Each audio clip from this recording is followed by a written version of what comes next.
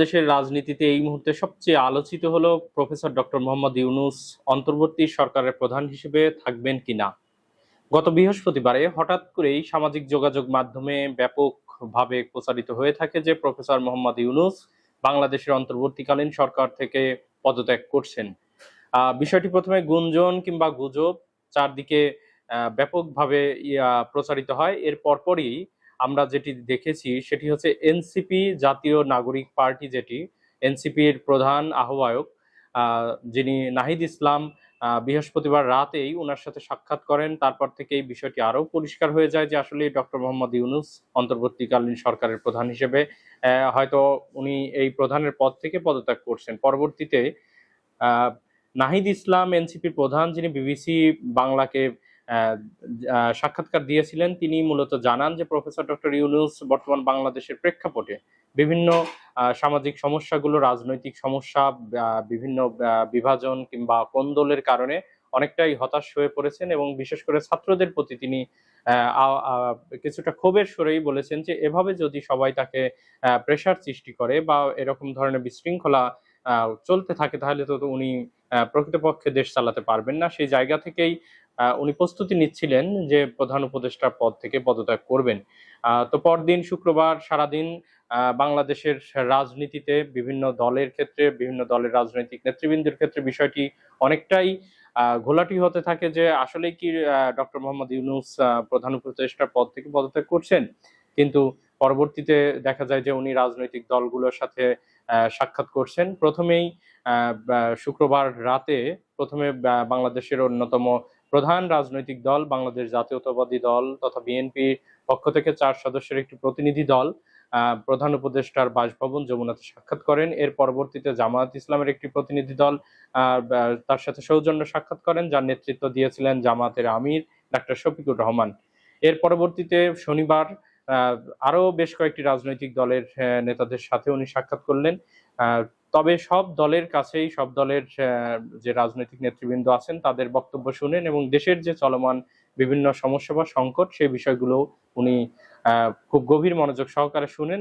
বিএনপির পক্ষ থেকে যেটি বরাবরই প্রস্তাবনা দিয়ে আসছিলেন সেটি হচ্ছে নির্বাচনী একটি রোডম্যাপ ঘোষণা করা সরকারের তরফ থেকে, যে কবে নাগাদ বাংলাদেশের রাজনীতিতে এই যে ঘোলাটে অবস্থা বা এই সংকট দূরীভূত হবে। বিএনপির দাবি বরাবরই যে নির্বাচন হলে এই দেশে প্রকৃতপক্ষে রাজনৈতিক সরকার যখন দেশ পরিচালনা করবে তখন থেকেই সমস্যার সমাধান হবে। বিএনপি নির্বাচনী রোডম্যাপের দাবি করে আসছে। পাশাপাশি আরেকটি যে দাবিটা বরাবরই বিএনপি করে আসছিলেন যে মেয়র, দক্ষিণ সিটি কর্পোরেশনের মেয়র ইশরাক হোসেনের বিষয়টিকে কেন্দ্র করে সেখানে ছাত্র উপদেষ্টা দুজন আছেন, আসিফ মাহমুদ সজীব ভুঁইয়া এবং মাহফুজ যিনি আছেন, ওনাদের দুইজনেরই পদত্যাগ দাবি করেছেন। প্রধান উপদেষ্টার সাথে সৌজন্য সাক্ষাতের সময়ও বিষয়টি বিএনপির পক্ষ থেকে তুলে ধরা হয়েছে।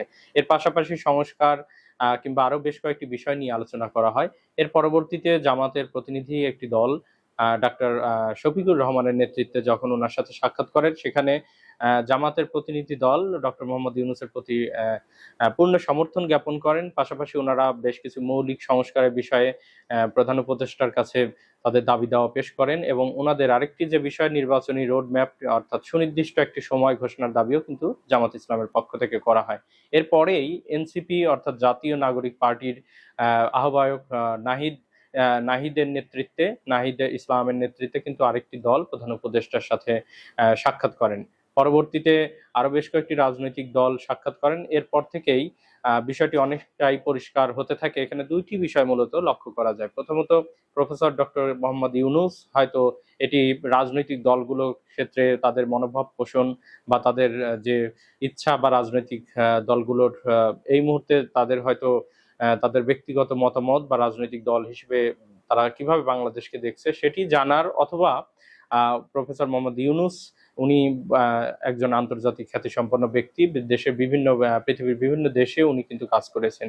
সেই অভিজ্ঞতার আলোকেই হয়তো উনি এটি আরেকটি কৌশল হিসেবে ব্যবহার করতে পারেন, অথবা তার নিজের ইমেজকে রক্ষা করার জন্য কিন্তু উনি পদত্যাগের সিদ্ধান্ত নিতে পারেন। আরেকটি বিষয় যেটি জোরালোভাবে বাংলাদেশের মানুষের চোখে ধরেছে সেটি হচ্ছে সেনা প্রধানের সাথে যে বিষয়টা, যেমন বাংলাদেশের সেনা প্রধান উনি কিন্তু একটি মন্তব্য করেছেন যে করিডোর ইস্যু নিয়ে বা নির্বাচন ইস্যু নিয়ে, এই বিষয়গুলো নিয়ে একটি মোটামুটি একটা ঘোলাটে পরিবেশের সৃষ্টি হয়, যার ফলশ্রুতিতেই প্রধান উপদেষ্টা গত 3 দিন যাবৎ বাংলাদেশের বিভিন্ন রাজনৈতিক দলের প্রধানদের সাথে দেখা করছেন। বিষয়টা বর্তমানে অনেকটাই পরিষ্কার হয়েছে। প্রধান উপদেষ্টার পক্ষ থেকে বা আরো বিভিন্ন মাধ্যমে, গণমাধ্যমে যেগুলো এসেছেন যে উনি সবার বক্তব্য শুনছেন। আসলে এরপরেও পরিষ্কারভাবে বোঝা যাচ্ছে না যে প্রধান উপদেষ্টা আসলে কি করতে যাচ্ছেন।